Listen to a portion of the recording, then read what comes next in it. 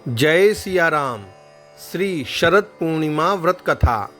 एक बार नारद जी पृथ्वी पर घूमते हुए पृथ्वी पर मनुष्यों को नाना प्रकार की व्याधियों में जकड़ा हुआ देखकर अत्यंत दुखी हुए और विचार करने लगे, इस पीड़ित मानवता को किस प्रकार दुखों से मुक्ति दिलानी चाहिए।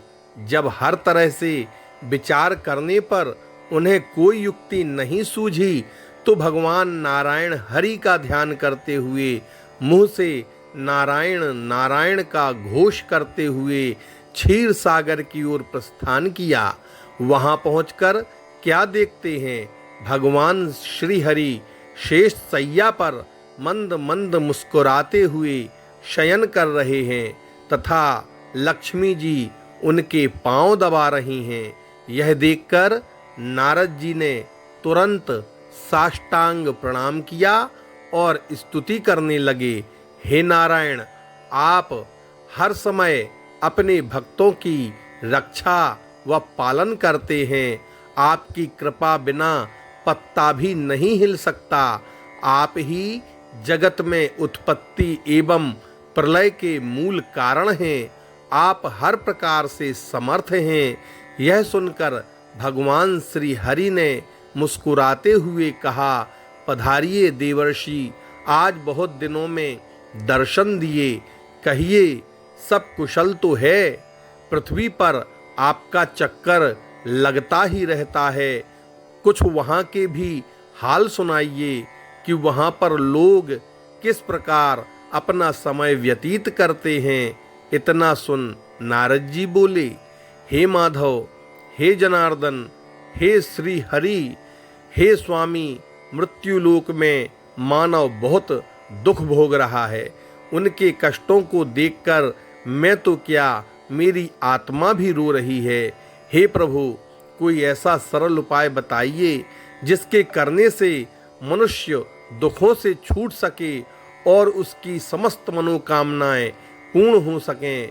देवर्षि नारद जी के इन पवित्र वचनों को सुनकर भगवान श्री हरि बोले, हे नारद जी, आपको धन्य है जो आप दूसरों के उपकार के लिए ही विचार मन में रखते हो।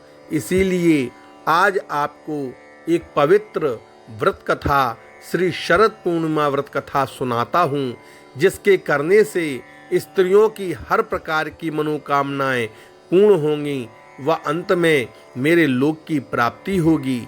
इसमें कुछ संदेह नहीं है। पूर्व में यह कथा ब्रह्मा जी से सूर्य ने कही थी, सो ध्यान से सुनो और सुख वैभव संतति सुख की प्राप्ति करो। प्राचीन काल में एक ब्राह्मण की ब्राह्मणी शरद पूनम का व्रत विधि विधान से खीर बनाकर किया करती थी।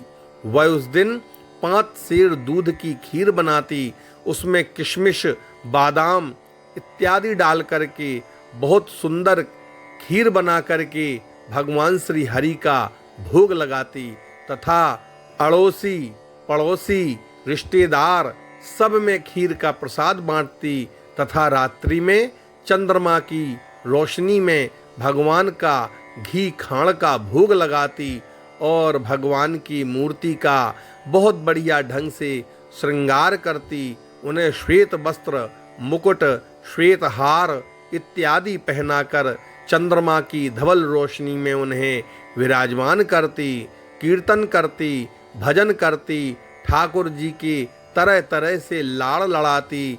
उसके व्रत के प्रभाव से उसके खीर व घी खाण के पात्र सोने के हो जाते।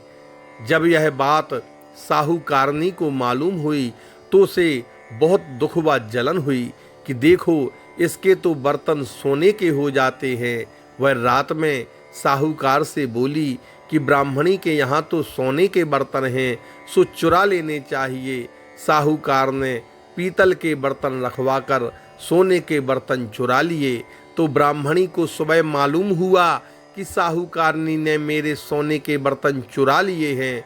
तो उसने कहा कि हे शरद पूर्णिमा माता, अगर मैंने तेरा व्रत मन से नियम से किया हो तो मेरे बर्तन सोने के हो जाएं तथा साहूकारनी के सब बर्तन मिट्टी के हो जाएं।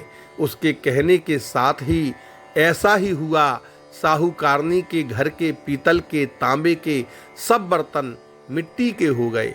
अब तो साहूकार एवं साहूकारनी बहुत दुखी हुए और रोते धोते ब्राह्मणी की शरण में पहुँचे और जाकर के ब्राह्मणी के पैर पकड़ लिए, अपने किए की माफ़ी मांगने लगे।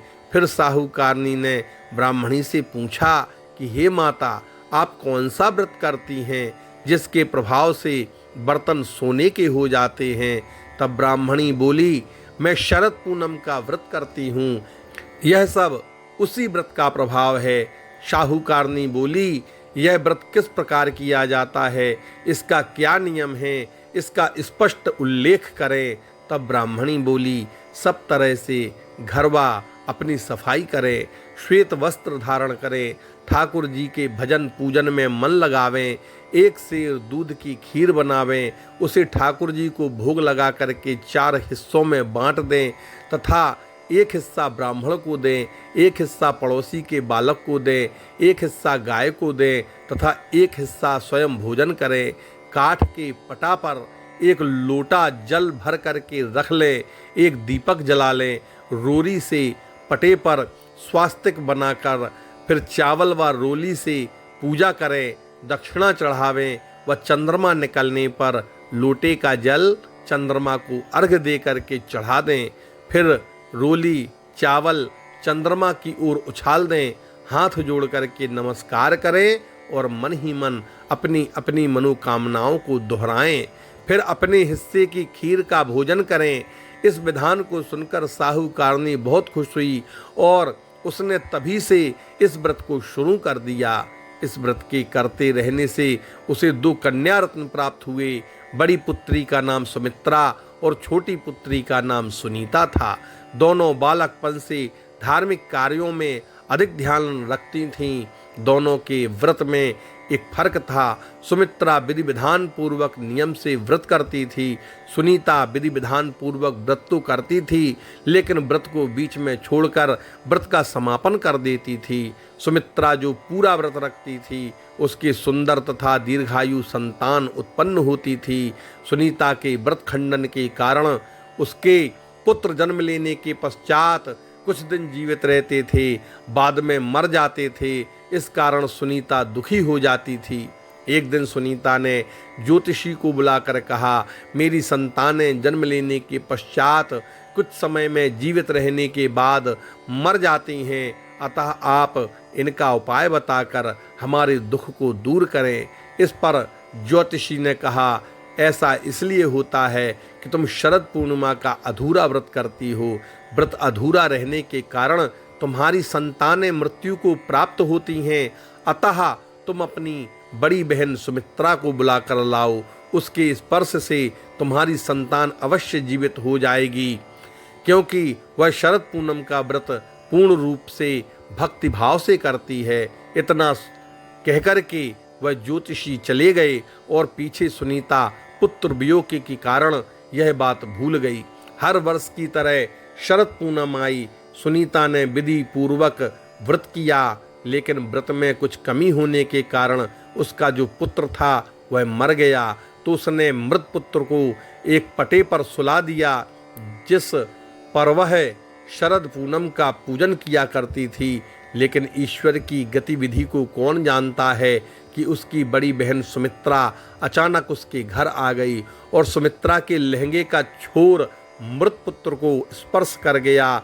जैसे ही स्पर्श हुआ वह पुत्र जीवित हो उठा। इस पर सुमित्रा बोली, अगर हम देखे बिना इस पटे पर बैठ जाते तो तुम्हारा पुत्र मर जाता। इस पर छोटी बहन सुनीता ने कहा, दीदी यह तो पहले से ही मर गया था, किंतु तुम्हारे व्रत के प्रभाव से यह जीवित हो उठा। अपनी छोटी बहन की बात सुनकर उसकी बड़ी बहन सुमित्रा बड़ी प्रसन्न हुई और उसने प्रथम बार शरद पूनम व्रत की शक्ति का अनुभव किया। इसके बाद दोनों बहनें शरद पूनम का व्रत और भी भक्ति भाव के साथ करने लगीं।